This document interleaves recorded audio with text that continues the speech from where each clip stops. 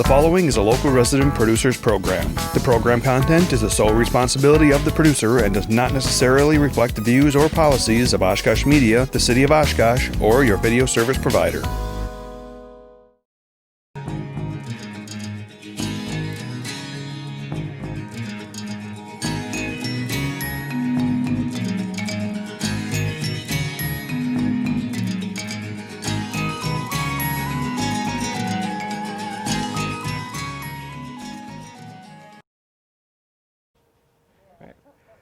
Well, thank you all again for coming out tonight. This is our last of 4 speaker series presentations this summer, and looking forward to talking to you about agency blacksmiths. It's blacksmithing is a topic that anywhere you go in history, any living history museums, any books, anything like that, blacksmiths are going to take a sort of prominent role. But what's interesting about agency blacksmiths is there's not a lot written about them. There's not a lot even studied about them. So it's a unique subset within this whole sphere of blacksmithing that I think is very unique. It has a very strong connection to our site here, as most of you know. So looking forward to going into some of the details. So to get you guys back into the time we're talking about, I'm going to start with a story that Juliet Kinsey tells. In her memoir called Waban, she talks about how after the Blackhawk War ended, which if you're not familiar with the war, the Blackhawk War started in the summer of 1832, and it involved the Sauk tribe in Illinois. Blackhawk was a Sauk leader who got into a war with the federal government and came up through Wisconsin. That move was likely partly a military strategic move intended to get the Ho-Chunk to join with him. The Ho-Chunk had a sort of a falling out with the government in 1827. This is only about 5 years later. So there's good reason to believe that the Ho-Chunk are going to be at least willing to sympathize, if not outright join Blackhawk in fighting against the government. But that didn't happen. The nation at large stayed neutral. John Kinsey had an emergency council right here behind me with the Ho-Chunk Nation as soon as this war broke out. And he, as well as many of the tribe's leaders, sort of lobbied and worked with the people within the tribe to maintain neutrality. However, some Ho-Chunk men did join Blackhawk, especially down in the Rock River region. The Rock River region had been the most sort of unsettled area during the Redbird Uprising of 1827, and now again it was the one that was of the most concern because of its proximity with the Sauk tribe in Illinois and the provocations that were going on with the lead mining district down there. So it ended up that a few Ho-Chunk men did join Blackhawk. Well, after the war was over, the government realized this, and they told the tribe that to ensure peaceful relationships with the federal government, they had to surrender these people who had joined Blackhawk. So during that fall, White Crow, one of the main leaders of the Ho-Chunk Nation down near Lake Koshkonong, Fort Atkinson area, he brought up about, I believe, 6 men who had joined Blackhawk. On the front porch of the agency, those 6 men were surrendered to the government. It was a time that was very difficult for White Crow, who had been a major leader of the tribe for quite a few years, and during this time, Juliet recalled he actually surrendered his leadership and passed it on to his son. This was a very difficult thing for him to do. The young men who had been surrendered were imprisoned in Fort Winnebago, just across the river from here. They were put in what was called the Black Hole. The Black Hole, as the military called it, was essentially a dugout dirt basement underneath one of the fort barracks. It was a place where, after the Redbird Uprising in 1827, sort of some correlations here, Redbird, who had led the uprising, was taken to a similar place. It was a very nasty environment to be living in for any extended time. So Redbird actually died in prison. So these guys who are now in Fort Winnebago in this black hole, they were really considering what their future was going to be. The government insisted on holding official trials, going by the white system of justice, so they knew it could be a while before they would even get to trial to potentially get out of there. So they decided to pay attention to how these guards who were watching this place were going about their business, and they found out that they could use some of their time and use their knives, which apparently they had kept with them, and start digging out from under the fort wall. I don't know how long they were with working at this, but pretty soon they had dug out from under the fort and popped up about 6 to 10 feet outside the fort wall. They beat feet out of there, and all of a sudden John and Juliet were eating breakfast in the room back here in the dining room of the agency house, and Lieutenant Davies came in, and he was rushed in and announced the prisoners had escaped. So John quickly went over to the trading post just down the way here, and he held an emergency council with the Ho-Chunk leaders who were there, and he said, you guys got to help us get these prisoners back. And they said, we gave them to you once. If you want them, go find them. So they decided that wasn't the way to do things. They had not had much luck during the Blackhawk War and that, so they just let it go at that. But something was calling these escaped prisoners back here. It was getting toward late fall. The winter was coming on, and winter to the Ho-Chunk meant the time when you go out, trap your furs, and that's the time when you make your money for the year. That's the time when they get the furs that are going to be purchasing the supplies, the materials they needed to survive the following year. However, the previous year had been pretty hard on their traps, their guns, and their equipment. They needed to have that fixed. So the only place to do that was at the agency blacksmith. So Juliet says that they were again eating breakfast in the dining room back here, and how all of a sudden 3 men came in the front door, appeared in the dining room door. 2 of the Ho-Chunk men went out this side door, came out here, but the third one stayed in that doorway and began telling John what needed to be done with his traps, the things he needed fixed by the blacksmith. So John would normally translate that, put it on a piece of paper, attach it to the trap, the implement that needed fixing, and send him over to the blacksmith. Well, John sort of had his back to this person who he was talking to, but Juliet was looking straight at him, and she immediately recognized that he was one of these escaped prisoners. So she sort of covertly relayed that to John, and he said, well, okay, just don't give him any indication that you know who he is. So John finished translating his order for the blacksmith and sent him over. And I guess Juliet says he later explained to the family that he thought these Ho-Chunk men weren't as guilty as they were said to be, but in reality it's probably just code word for I don't have a cell phone to call the fort.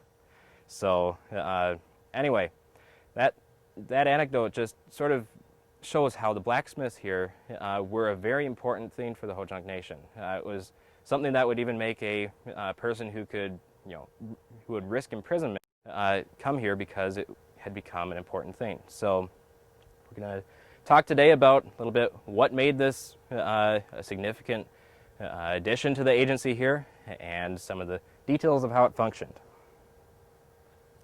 So, what's an agency blacksmith? He was, first of all, a federally employed craftsman. The Indian agencies were all subject to the oversight of the United States President.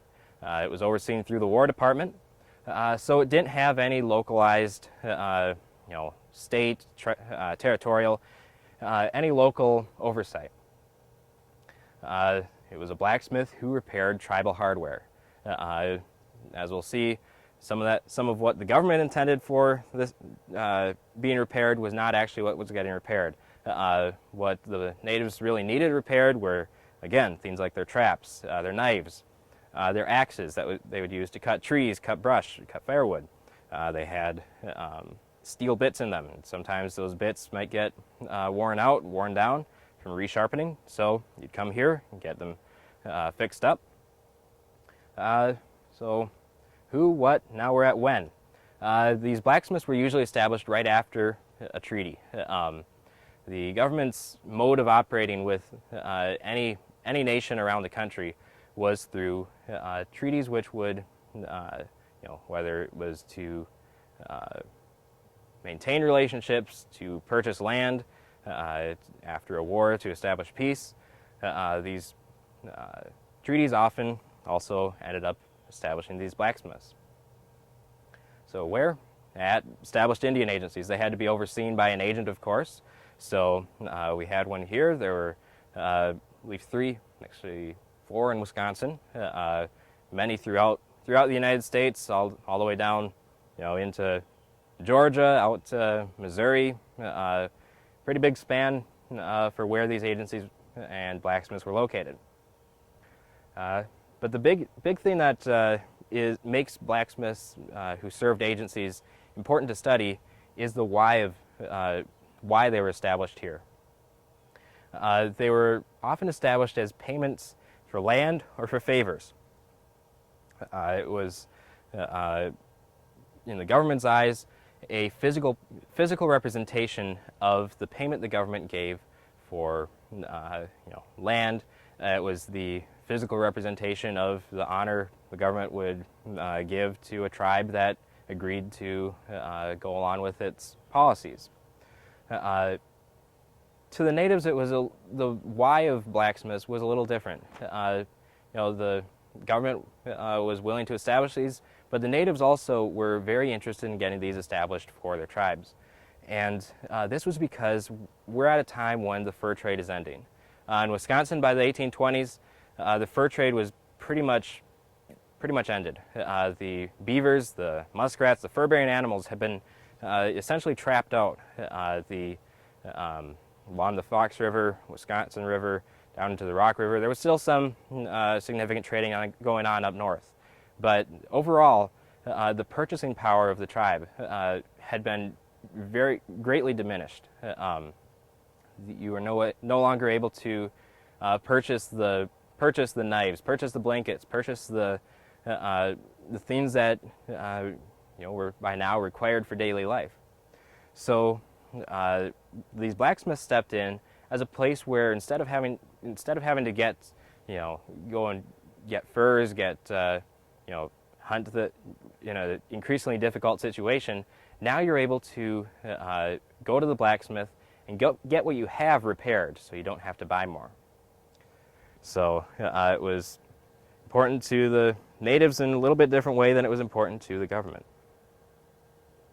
So some of the brief history of our blacksmith shop here. This blacksmith was established in the Treaty of 1829. Before this time, the Ho-Chunk Nation had never given up any land.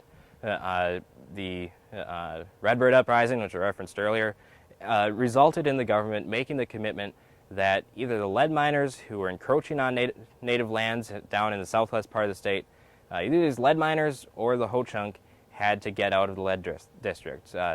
Having them both in the same region was, they considered to be a recipe for future conflict. So in 1829, a treaty was held where the Ho-Chunk Nation were essentially not allowed to leave the treaty ground until this treaty was signed. They ended up selling all their land south of the Wisconsin River and west of the Four Lakes, which is modern-day Madison, for about $18,000 in silver every year for the subsequent 30 years, plus various trade goods and blacksmithing services. The tribe was very scattered across Wisconsin. The Ho-Chunk territory went all the way up to the Black River down to the mid-Rock River, all the way out to Lake Winnebago and even up at the north end of it. So you had a pretty big geographic sort of population to serve.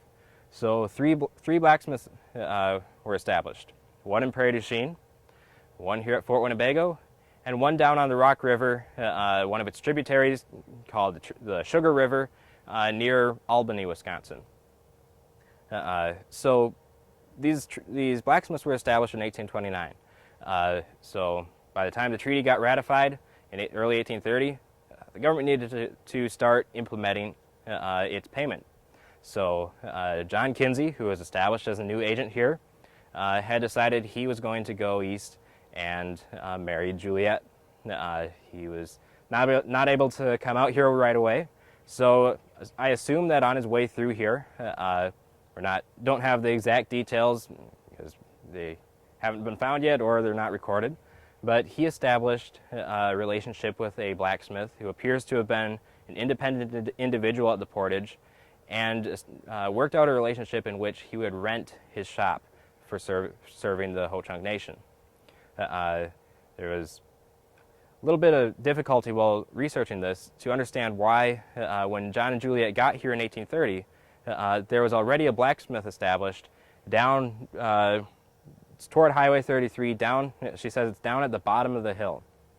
And as you'll see in a bit, they turned around essentially the next year and established a new blacksmith up at the top of the hill. So why did they put all the effort into building this separate blacksmith? But then we found some information in one of John's ledgers from the year from 1829 to 1830, where he pays somebody for the rent of his blacksmith shop. So in Juliet Kinsey's painting of Fort Winnebago, which is over there, the agency over here, she shows this building down here, which, based on her descriptions, is this temporary blacksmith shop. So in 1831, a new blacksmith shop was built that was this time under federal control. It was built by the federal government and would now have a blacksmith who was not rented. He was here to stay. So $500 contract was awarded to R&A J. Irwin, which was a group up in Green Bay, which built this blacksmith shop here. This picture, which you saw on the initial slide, was drawn by Mr. Ridgway. He drew it in 1898, I believe. He was working on, going around to where these different sites were, walking the grounds, also talking to the early settlers. So he draws this blacksmith shop up here at the top of the hill. So whereas this is the rented blacksmith shop in one of the early maps, here's the permanent one up here.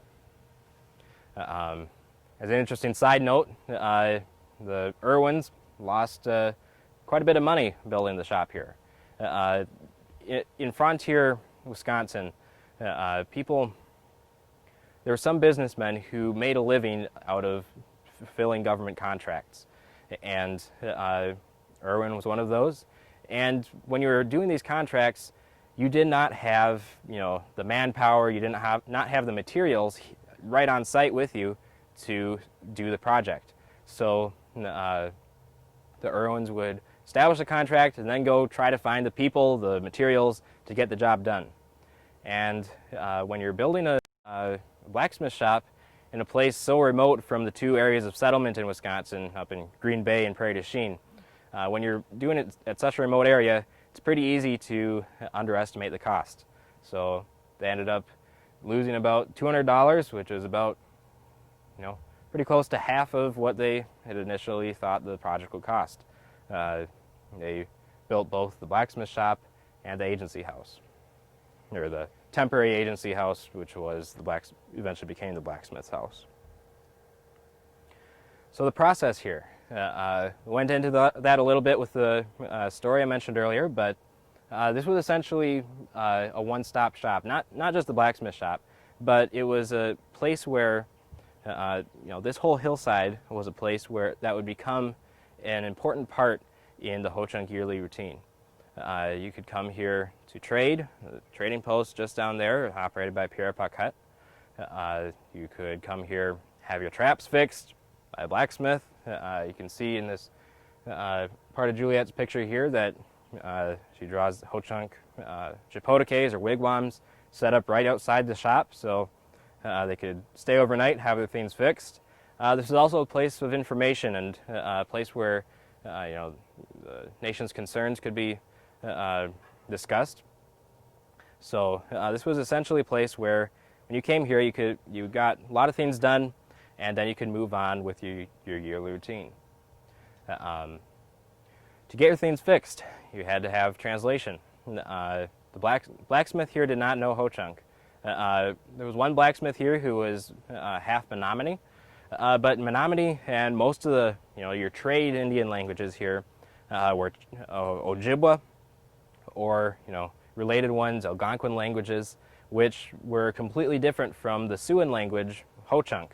So the blacksmiths usually did not know the language, so the Indian agent here took a bigger part in the process. Apparently they would come to the agency house and meet with John. And, he would put together those paper tags with their information on it, attach them to the traps or guns, whatever they needed fixed, and then he would send them over to the blacksmith. In this process, we don't know if the agent then had a little bit of control over who got what fixed, whether there was a limit on how much you could get fixed on any given year. So the agent took a larger part than you might expect in the blacksmithing sort of routine, but there's still some unanswered questions on that. Again, complimentary or permission-based? Was it just a given that you could come here and get whatever you wanted fixed, or did the agent have to give you that permission? So the blacksmith ended here about 1840. So the blacksmith operated for only about 10 years. It was never really meant to be a very permanent thing. The government had a very good idea by the time even the Treaty of 1829 came out, that eventually, whether it be 5 or 10 years down the road, the Ho-Chunk would no longer be in Wisconsin. This was at the time of the overall, it was called the Indian removal, overseen by Andrew Jackson, who brought it to its logical conclusion, where he argued that all Native Americans should be moved west of the Mississippi. So it was known right when this blacksmith was built that eventually this blacksmith would be moved. And as it turned out, it became both the carrot and the stick of forced removal. It was an incentive for the Ho-Chunk to move. It was seen already in 1832 that when the Ho-Chunk would be moving out of Wisconsin across the Mississippi, it would never be a permanent situation unless the blacksmith moved with them, or preferably moved before they moved. So they believed that they needed to move the blacksmith early on so that removal could stay. And it also, at this time, since the blacksmith became such an integral part of the yearly routine, the yearly, getting your things fixed, it was an essential business here. If you moved it over across the Mississippi, the Ho-Chunk were in a bad position to stay on in Wisconsin. So it became both the incentive and sort of the threat of removal. It was moved to the Turkey River, which it's not clearly marked in this map, but it was in the neutral ground between the Dakota tribe and I believe the Sauk tribe down to the south. So the Ho-Chunk were forced to remove over to this area, and the blacksmith moved with them in about 1839 to 1840. So who were these smiths? If you were living here in the 1830s, who would be considered eligible to be a smith? Well, they had some specific qualifications. Albert Herring, who was the Secretary of War in 1833, said that you need to appoint a good workman who is sober, moral, industrious, sort of the traits which were considered most essential in your proper Eastern society. Let him be an exemplary man, and if possible, one acquainted with those Indians. Fix his compensation at, of course, as moderate a rate as possible. Take into view his duties and how desirable it is to ensure that the services of a competent man. So that brings the question, why is smithing skill sort of almost seeming secondary to character traits? Why are character traits so important in the decision of who to get here as a smith? And like I said here, it's not a rhetorical question. The answer is, pretty important to understanding why these smiths were established in the bigger picture, and why the government was so interested in getting the smiths established. Well, locally, these smiths were, whenever you're more, in a boots-on-the-ground situation, you look at more of the practical aspects of it. John Kinsey would look, it appears from his writings, looked at the blacksmith as a place, logistically, from the perspective of, repairing the traditional goods of the native tribe, being the practical place to repair the items connected with the traditional way of life to those tribes. But nationally, Indian Bureau planners, which this is Thomas McKenney, who was considered the father of American Indian policy. He and others saw more ambitious aims in this. Well, they saw agency smiths as an integral part of the process of civilizing the tribes. This was controversial, but a very consistent part of the government's proposal in dealing with the natives. They saw a need to change the tribes into their view of what a proper person should be. The character traits which are emphasized in here are part of that, creating that image of what a civilized person should look like. He's this person who the government wants to be sort of the upstanding individual who the tribe can look up to and hopefully eventually change themselves into his image. They knew that, in a more practical sense, the tribes were getting the wrong message from what you might call the border ruffians. People selling alcohol to the tribes, people, running the natives off their land as, settlers came in with the attitude that, they had won independence from Britain. This was now their land. How does anybody have the right to live on what's their manifest destiny?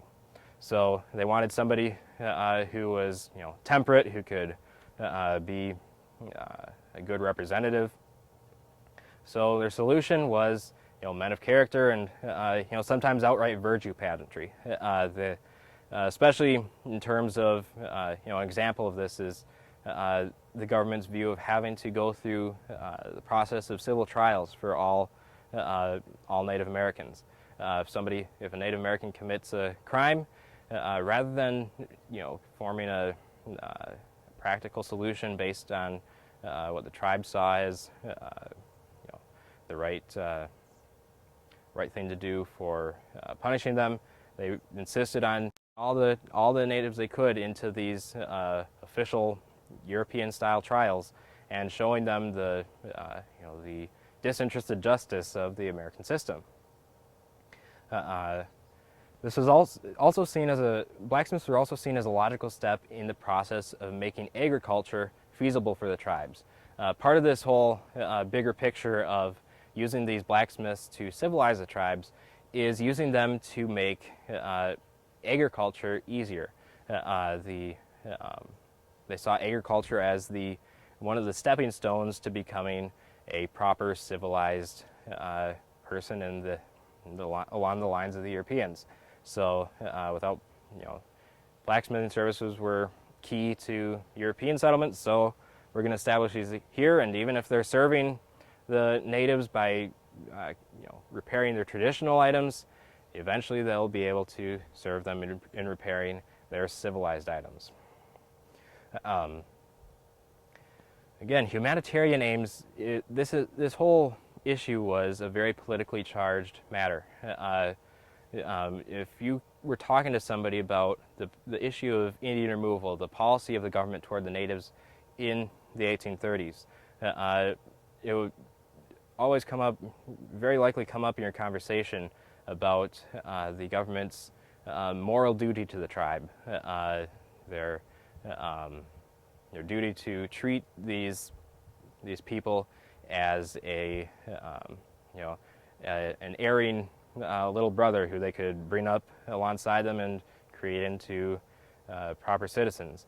And there were people on both sides of the argument, people who believed that the natives had a very established way of life, a very a culture that they preferred, and those that saw that everything needed to be changed. So blacksmithing became caught up in the middle of this whole issue. If you were a smith here, you would get paid about $300 to $400 per year. Again, fix this compensation as moderate a sum as you can, consistently with the important object of procuring a proper person. So, the government's got a very it's tightened its belt quite a bit in the 1830s because Andrew Jackson was of the mindset that federal debt was not a good thing. He believed that it needed to be paid off. The government should not be running on any type of deficit. So money was not flowing very freely. So that's why you see the pay raising and falling from year to year, and that's why you see that there's a great emphasis on trying to keep that cost pretty low. Probably partly because of this, and partly because the frontier is a sort of not a real good place to permanently live at this time. You have very high turnover. The first smith here was, of course, that temporary smith that it appears that John paid. He essentially rented his services for the government. But the first permanent government-hired smith was Isidore Morin III. He was a Canadian-French man. He served from about 1830 to 1833. His striker, who was his assistant, which is the blacksmith here, had an assistant who was sort of serving an apprenticeship. His assistant was Augustine Pilon. His wife was actually the servant of the Kinseys, probably living in this house for a little while. But Morin left in 1833. He had married somebody up in Detroit that year, so it was very likely that he was now just going off to live with where she preferred to live.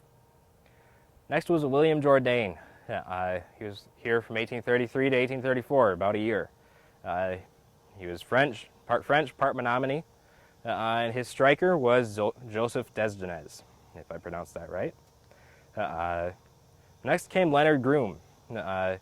He was, I couldn't figure out his ancestry, but he was here from about 1834 to 1836, and he didn't leave on in a very good situation. He was very close to death by the time he left here. Just today when I was finalizing this, I found a story about a missionary who came to Fort Winnebago in 1836, and when he was here, he met this Leonard Groom, who he said was the blacksmith here, and he said that both Groom and himself were both at the Fort Winnebago Hospital, being overseen by the surgeon who was stationed at the surgeon's quarters. Groom, I believe, had some sort of respiratory issue. He had this missionary quickly baptize him because he was thinking he was headed out of here, and don't know quite what happened to him, but obviously he did leave here. His assistant was Hosea Russell, and he also left. So these strikers, it appears, were attached very strongly to the blacksmith themselves. So when you turn over between one blacksmith to another, you also are turning over to a different striker, a different assistant. Well, after him we have Francis de Chocket and Francis Granger. De Chocket was Canadian-French, served from 1836 all the way through the end of the agency here, and even into the time when the agency was serving the Ho-Chunk down in Iowa. So he was the longest-lived agent here. But so overall, four different smiths here. Ethnicity is an interesting observation, because if you look at this list, you see, Canadian-born, French, part Menominee. So you can see from this quote, the French were considered basically an important way to have an in with the tribe.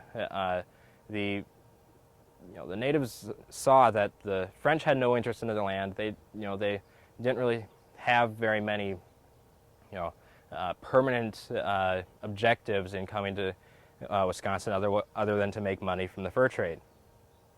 They saw that the British were a little bit more of a threat. They saw these Yankee Americans coming in here as a threat to their land, a threat to their way of life. So they were understandably more friendly to the French. So whether John realized that and hired accordingly, I don't know. But that's a pretty common theme you see here at the agency. It could also just be a result of the fact that most of the laboring population of the frontier at this time was French. The materials. You got iron from Detroit. Again, you get suppliers who were making a living off of fulfilling government contracts. So we're not sure if the iron originated in Detroit. I would suspect that the United States at this time was not very industrial overall. We were still sort of an agrarian nation. So could have been very well within the possibility that this iron was actually coming from England or an overseas provider of some sort. Coal. Mississippi River Valley was an important place for getting coal at this time. Pretty much everybody who lived down in, say, St. Louis was getting coal, using that to heat their homes, to cook their meals, which was considered at that time a luxury for frontier life, but there were pretty substantial pockets of coal on the Mississippi. So it's very likely that the coal that came up here came from down towards St. Louis. Cost effectiveness was important when considering what you were going to burn in your forge. Coal was, again, it's pretty easily accessible to the agency here at Fort Winnebago, but it's a little bit harder to get all the way upstream to Fort Snelling up in Minnesota in what's now Minneapolis area. So up there the agency used charcoal.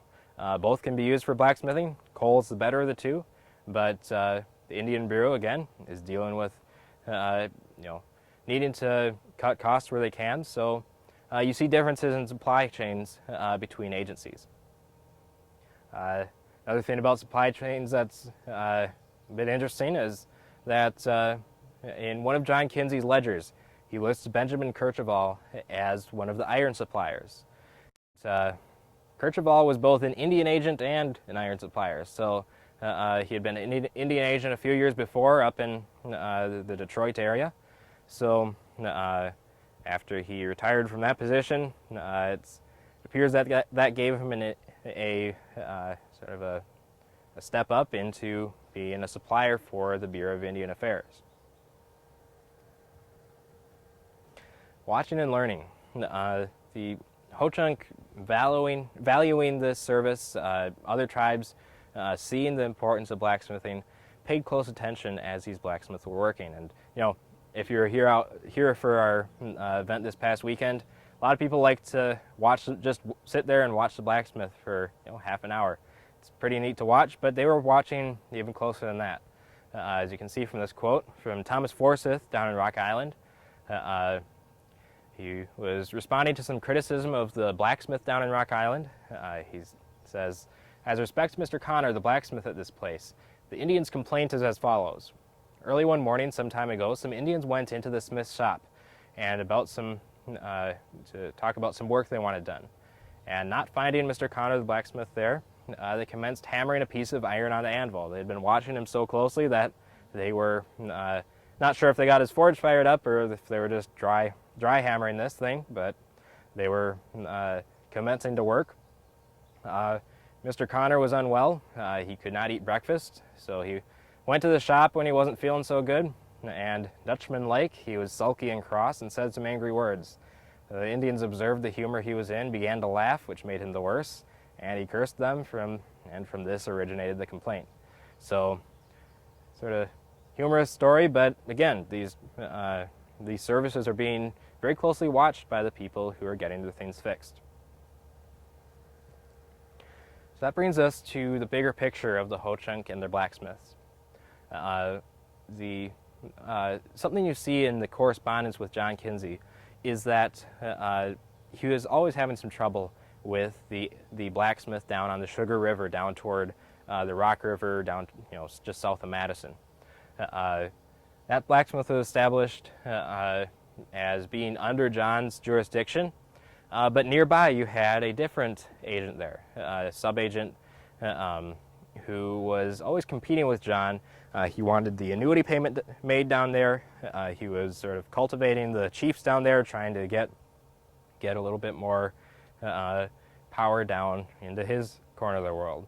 So there's a lot of complaints about the timing of when the blacksmith arrived there to work, about the quality of his work, and some of this may all come back to the fact that John may have made a bit of a mistake when he established where this agency would be.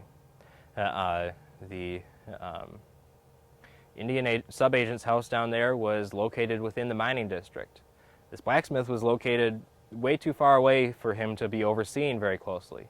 So there was nobody at the blacksmith shop to translate. There was nobody to oversee the work.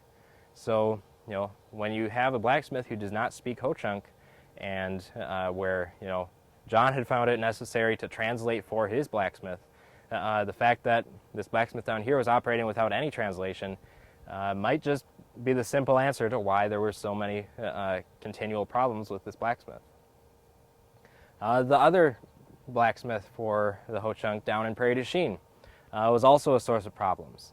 The fur trader down there named Joseph Rolette wrote a complaint to the government. He was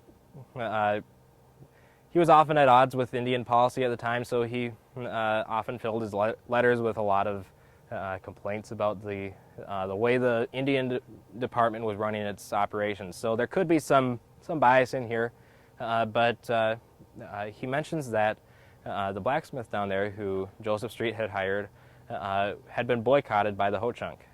He said that he knew of instances where the Ho-Chunk would actually pay money to a private blacksmith to do their work rather than get their complimentary services at this blacksmith. One of the things that might have led to this was that whereas John Kinsey's agent here, or his blacksmith here, and the one down on the Sugar River, they were both French.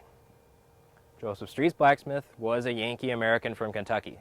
So with the distrust between the Ho-Chunk and what they saw as the competitors for their land, it very well could be that it was just a difficult thing for the Ho-Chunk to be justifying going there and being served by somebody who was considered an unsavory individual to them. So that could have been why Joseph Street had problems. Again, translation was an important part of the Ho-Chunk and their blacksmithing. They had to get translation. So again, that's part of the problem with some of these previous blacksmiths. But in oral history, which is oral history is the way the Ho-Chunk remember those past times.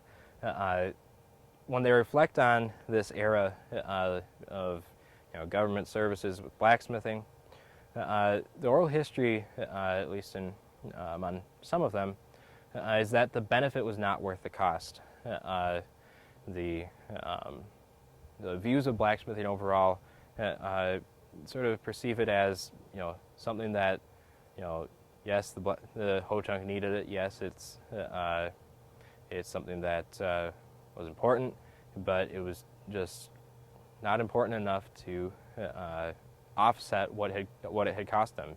This was part of the payment for the land that they had given up, the land of their forefathers. So these blacksmiths are representative of what what had been given up. So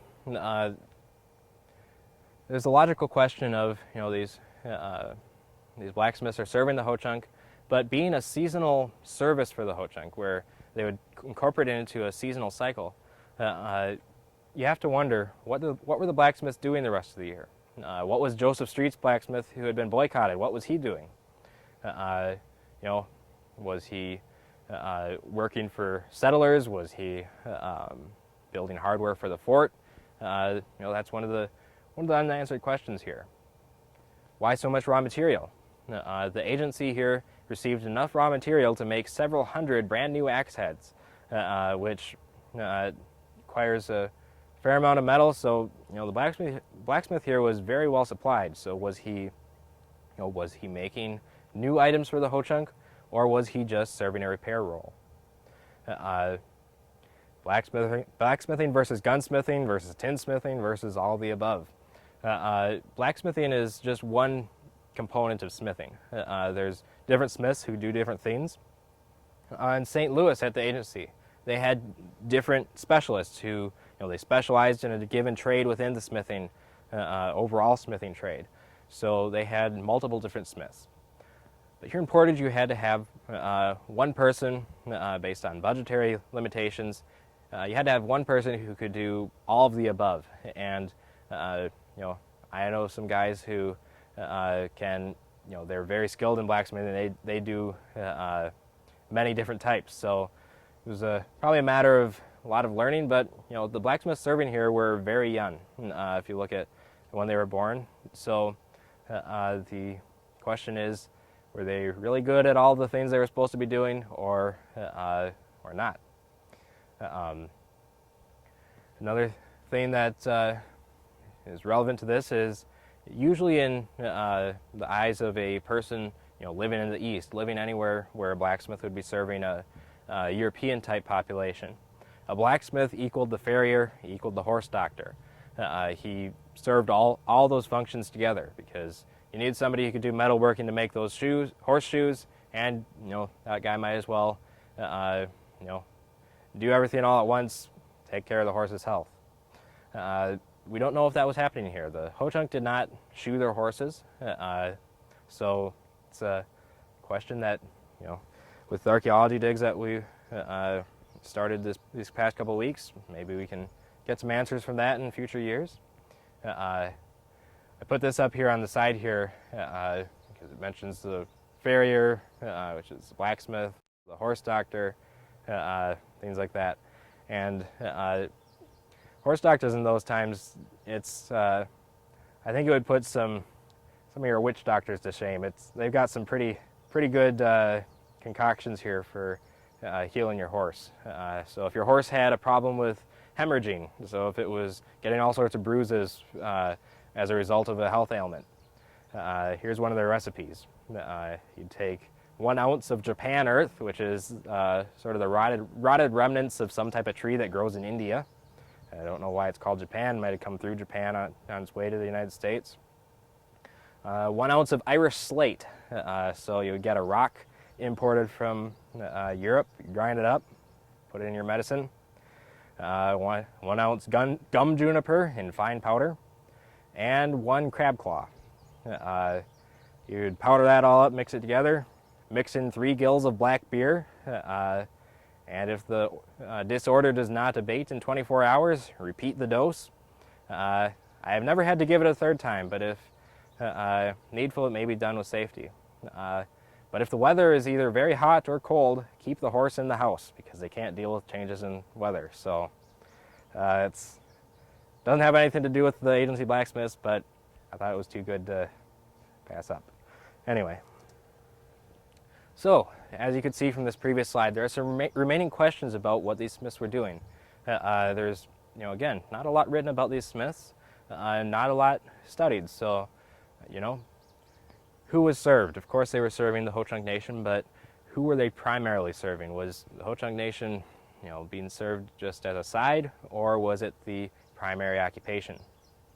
Are there trends in what the Ho-Chunk were bringing to be fixed? This was again, at a time when the Ho-Chunk are dealing with the decline of the fur trade.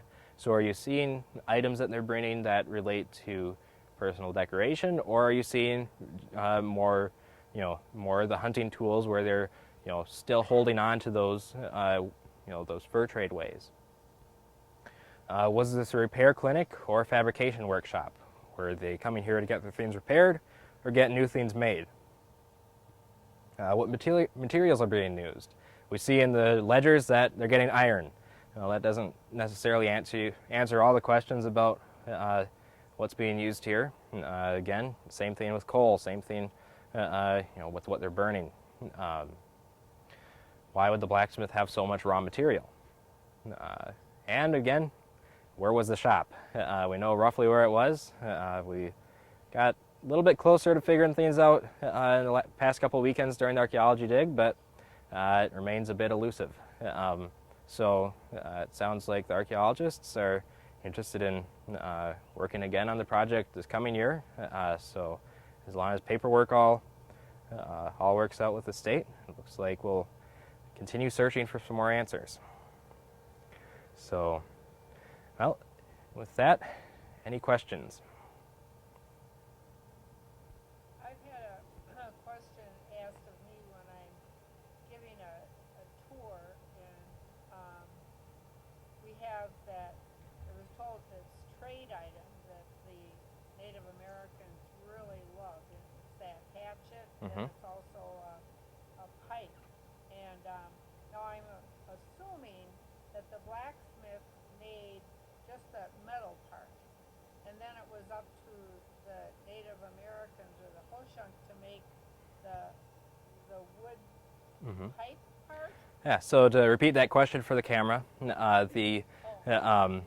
just because I have the microphone so people can hear, but anyway, we have a question about when you see a trade axe, a trade item, like a pipe axe with the pipe on one side, the axe on the other, and then it has the wooden handle. Was the blacksmith here to just make the metal part, or was he making both? And from what I understand, the blacksmith could have made both. He would have easily had access to some wood to make it. But if you look at the legacy of the fur trade, I would sort of think it would be up to the native, because when you're hauling these goods across, the Great Lakes, hauling a big supply of trade goods out to trade with the natives, you're going to want to save as much space as possible so you can get as much stuff with you as you can. So I'm pretty sure that they would have just had the axe heads, all put up in a crate, barrel, something, and then those handles could be fabricated on site. So that's at least what I understand, although I could be corrected on that. So. And I kind of thought that too. And also a question that is asked when I talk about that, and that is, okay, this was a trade item. Does that mean that the Ho-Chunk, Novey, whatever, were they then they traded furs and stuff for that, or was this something that the government made as a gift to them? Yeah. So the question is, what, when somebody is receiving, I presume, a gift from the Indian agent, a thing like an axe that the blacksmith made, given to them as a gift, was this a trading situation, or was it a purely given, a gift-giving situation? And we have evidence that this was primarily a gift-giving situation. John had a specific line item in his budget where he would spend a very substantial sum of money just to buy gifts for the Ho-Chunk. You could call it a trade, because in Ho-Chunk culture, when you visit somebody, you bring a gift, and then the person you visit gives a gift back. So in that sense, the natives are giving something when they're also receiving something. But whether you call that a trade or whether you call that a formality, that's up for debate. So, yeah. Yes. You alluded to that it was possibly seasonal. Do you have any idea what the season was? Yeah.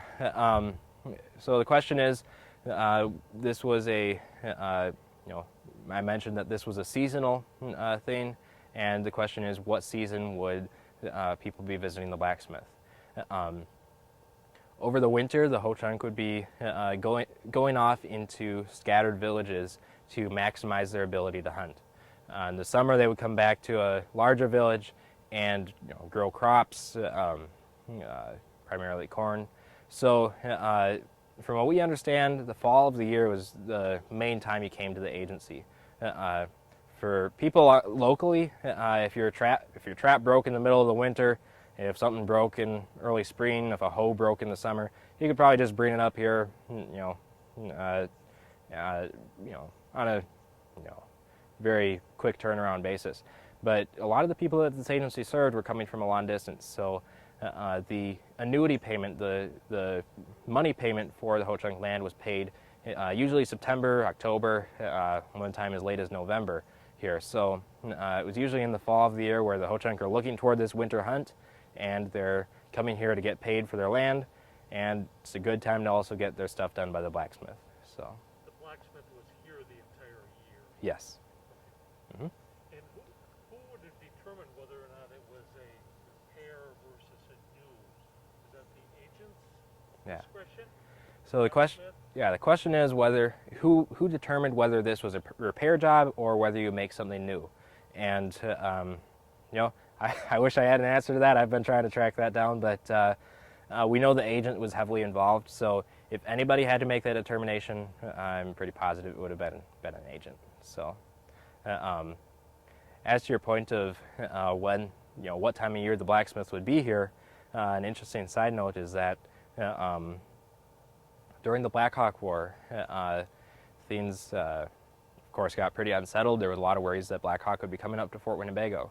The blacksmith's assistant, along with pretty much all the civilian workers at the fort, the civilians in this area, including Juliet Kinsey, they all fled up to Green Bay for the winter, or for that, not the winter, the fall, to wait out the war.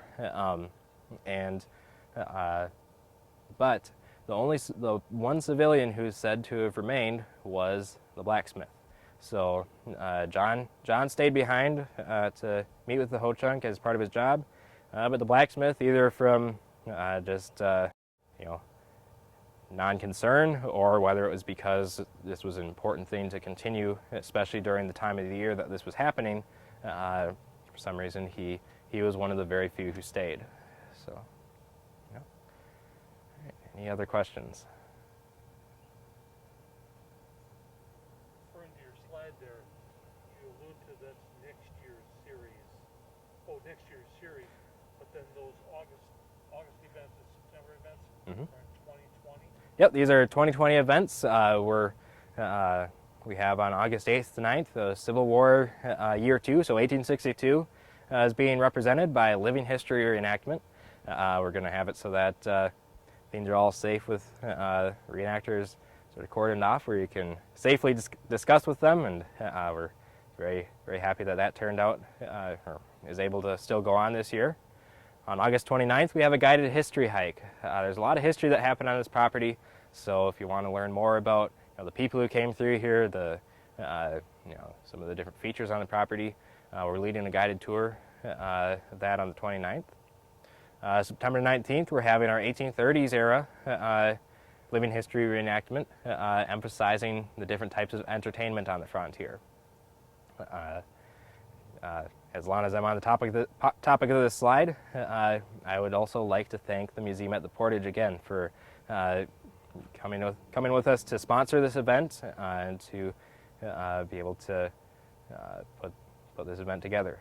So, yeah. Any other questions?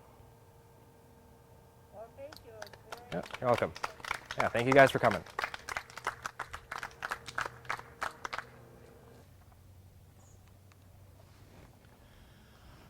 Historic Indian Agency House, built in 1832.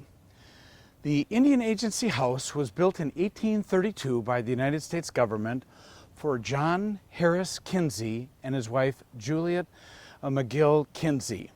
John Kinsey was the Indian agent to the Ho-Chunk Winnebago Indians. He had been assigned by the government to protect the interests of the Ho-Chunk and pay them their stipend of silver. Juliet McGill Kinsey wrote Wabun, the Early Day in the Northwest, about her life at Fort Winnebago and the Agency House. Wabun means early day in Anishinaabe, the Ojibwa language. Wabun includes sketches she made that depicted the Wisconsin landscape before the land rush by American and European settlers. Wabun is one of the most important records of the Northwest Territory. The site of Fort Winnebago was on the Moore Farm northeast of this site here in Portage, across from the surgeon's quarters.